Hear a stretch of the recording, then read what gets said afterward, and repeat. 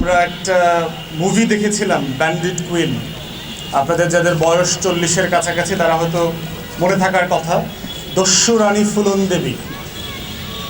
1981 সালে যিনি ভারতের উচ্চ বর্ণের প্রায় 20 থেকে 24 জনকে হত্যা করেছিলেন, কারণ তাকে টানা 2-3 সপ্তাহ তারা ধর্ষণ করেছিল। এই ফুলন দেবী খুবই অভাবী পরিবারের একটা মেয়ে ছিল।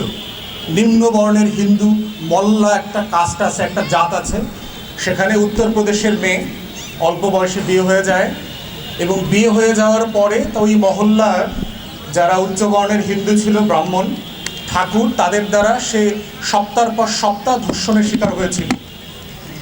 এবং একটা পর্যায়ে তার ভিতরে একটা জেদ কাজ করেছিল যে এই রাষ্ট্র, এই সমাজের কাছে আমি আসলে কখনো বিচার চাইতেও পারবো না, বিচার পাবও না।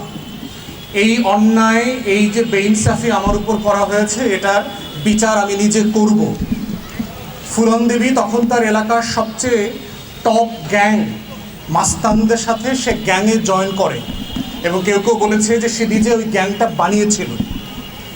বানানোর পরে সে প্ল্যান করে করে, যারা গজনি ছবি দেখেছেন, গজনি সমত আমির খানের, যে পরিকল্পিতভাবে তাদের ধর্ষকদেরকে, ধর্ষক পরিবারের যারা বড় বড় ঠাকুর ছিল তাদের সবাইকে সে হত্যা করেছে এবং হত্যা করে সে নিজে পুলিশের কাছে সারেন্ডার করেছে। সারেন্ডার করে প্রায় 11-12 বছর সম্ভবত জেল খেটেছে। জেল খেটে পরে বের হয়েছে। তারপরে 94 সালে বলিউড থেকে তার উপরে একটা মুভি হয় ব্যান্ডিট কুইন, যে ডাকাত রানী। এবং এর পরবর্তীতে ইলেকশনে তিনি এমপি হন। সমাজবাদী পার্টি আছে আপনারা উত্তরপ্রদেশে, সেখানে তিনি মেম্বার অফ পার্লামেন্ট হন। 2 বছর পরে তাকে ওই সব এলাকারই যারা জমিদার ঠাকুর পরিবারের সদস্যরা তাকে আবার খুন করে। মানে এবং আমাদের বেড়ে ওঠার সময়টাতে এই ফুলন দেবীর ঘটনাটা ব্যাপক রকম একটা আলোচনার জন্ম দিয়েছিল পুরো ভারতবর্ষে।